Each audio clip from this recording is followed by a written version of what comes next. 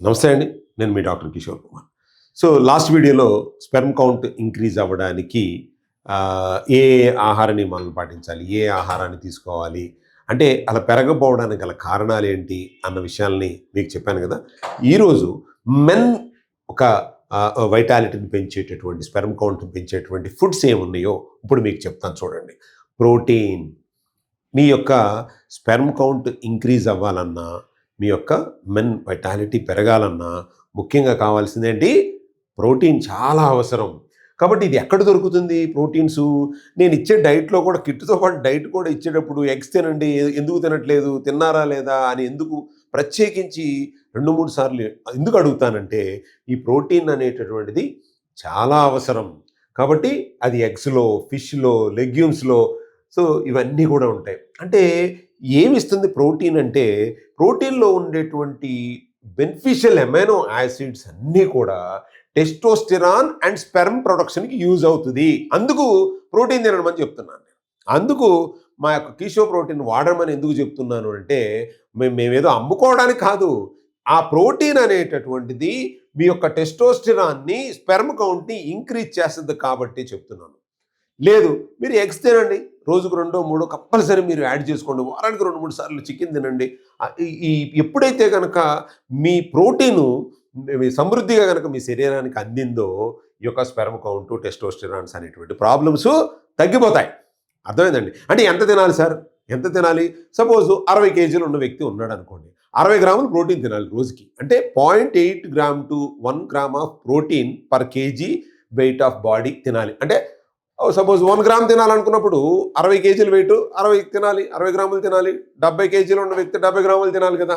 అప్పుడు మాత్రమే testosterone levels, sperm counts అనేటువంటిది ఇంప్రూవ్‌మెంట్ ఉంటుంది. రెండోది వచ్చేసరికి ముఖ్యమైనది ఏంటంటే జింక్, ఒమేగా 3 ఈ 2 చాలా ఇంపార్టెంట్.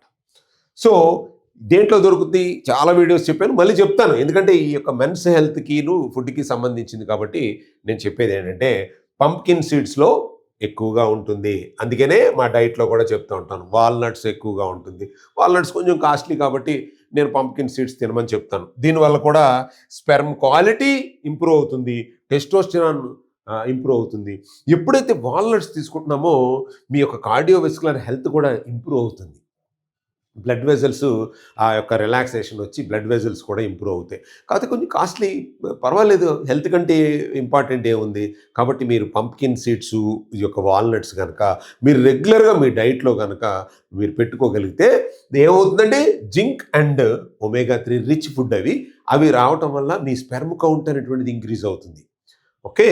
సో, తర్వాత ట్రెడిషనల్ ఇండియన్ డైట్‌లో మిల్లెట్సు, తర్వాత వెజిటబుల్సు, ఫ్రూట్సు ఇవన్నీ కూడా రిచ్ యాంటీ ఆక్సిడెంట్స్ ఉంటాయి. దాంతో పాటు మన ఫైబర్ కూడా చాలా అవసరం. మన దగ్గరికి వచ్చి ఈ ఈడీ ప్రాబ్లమ్స్ ఉన్నవాళ్ళు, లేకపోతే స్పెర్మ్ కౌంట్ పెరగాలన్నవాళ్ళు రెగ్యులర్‌గా నా దగ్గరికి వచ్చినప్పుడు చెప్తాను, మోషన్ ఫ్రీగా అవుతుందా అని అడుగుతాను. మోషన్ ఫ్రీగా అవ్వడానికి నేను వచ్చిన సమస్యకి సంబంధం ఏంటి? సంబంధం ఉంది బాబు.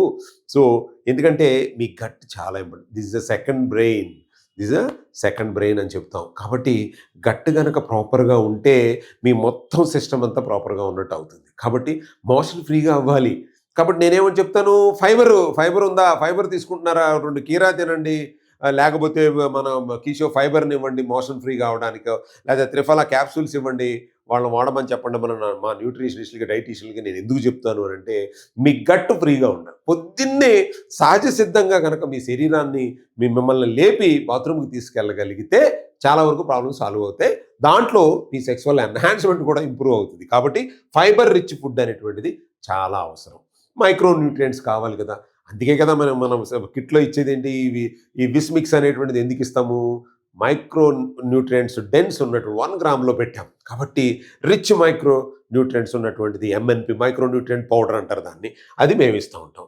అలాగే ట్రెడిషనల్ ఇండియన్ డైట్సు ఇవన్నీ కూడా ఏంటంటే అండి, మనం పాశ్చాత్య దేశాల్లో ఉన్నటువంటి డైట్స్‌తో పోల్చుకుంటే ఇండియన్ డైట్ అనేటటువంటిది మన సెక్స్ సామర్థ్యాన్ని పెంచే విధంగా ఉంటుంది. మనం తీసుకునే ఫుడ్స్ అన్నీ అలాగే ఉంటాయి. కాబట్టి ఇక్కడ అంటే మనం దాన్ని తప్పుగా తీసుకోకూడదు గానీ, మన యొక్క ఐక్యూ లెవెల్స్ అన్నీ కూడా బ్రహ్మాండంగా ఉండడానికి కారణం ఏంటంటే ఇండియన్ ఫుడ్స్లో మనం తీసుకునేటువంటి వెజిటబుల్స్ కానీ, మన ఆహారంలో కానీ, మన ఆహారంలో వచ్చే న్యూట్రియంట్స్ కానీ అలాంటి పవర్ ఉంది కాబట్టే అదే పవర్‌ని మీరు మిస్ అవుతున్నారు.